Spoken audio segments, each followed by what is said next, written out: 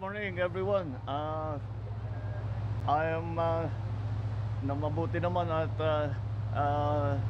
na pag dito sa ating pagbalik dito sa Siquijor ay magagarantiyan na natin na ang kuryente dito sa Siquijor ay sobra-sobra na ang supply. Dahil kung ang demand ng Siquijor is 11 point something, 9 megawatts, 17 ang supply natin. Yes, I saw the 17 na ang supply natin, kaya hindi masobra, hindi na talaga magkukulang. At nakita na natin yung brownout, malaki nang ibinawas, kaunti na lang talaga. Siguro sa mga system na problema. Pero sa supply ay maayos na. Ang ginawa kasi namin dito, kung maalala ninyo, nung last time ako pumunta rito, nagpakuha tayo ng generator galing pa sa Palawan. At sa we got also from Camotes, di ba? Camotes. Palawan na sir, and later Sige. Yun lamang, pagka-alis namin, na-report sa amin na almost immediately, yung isang generator ng Sipcor nag-down. Kaya brownout na naman. Kaya nagremedyo tayo at kagaya ng briefing sa atin ay kung saan kinuha ang mga generator para buuhin ang power supply dito sa Siquijor. We had to take over the operations of Sipcor for the simple reason that wala tayong nakikitang improvement doon sa kanilang pag-provide ng supply ng kuryente. Kaya ganun ang nangyari. So the NEA and the ERC get together, pinagtrabaho together, of course, under the Department of Energy, ay trinabaho nila para sila na, ang Proselco na magpatakbo.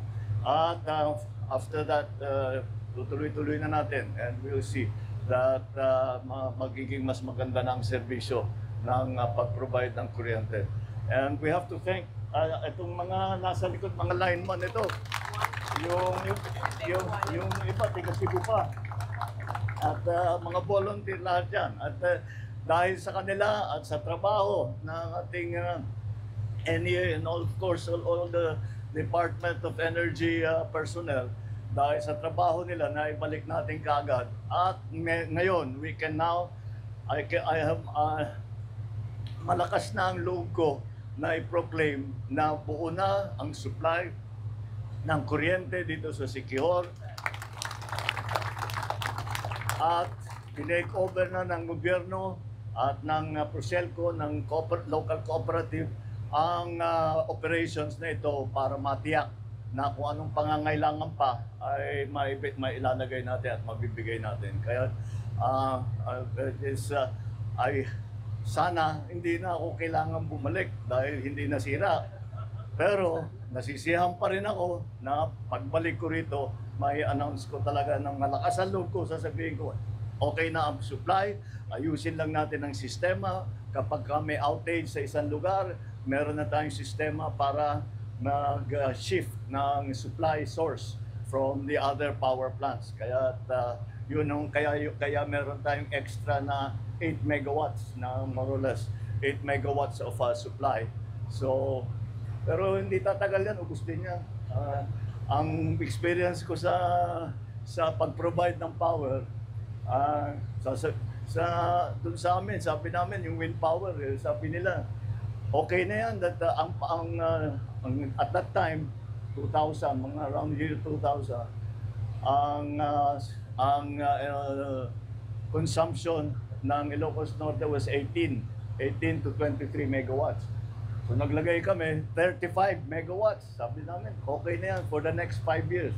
Walang 3 years, ubos.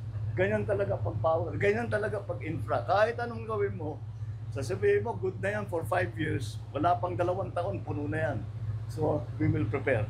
We will prepare in anticipation. Alright, maraming salamat. Maraming salamat ulit sa ating mga volunteer. Alam ko na marami sa inyo ay nagpuyat para maging maayos itong ating pag-provide ng kuryente. Kaya siguro, ngayon na naipatakbo na natin, Pwede na magmerienda, pwede na matulog. Okay, sige. Okay, maraming salamat. Very good to be able to do this. Thank you.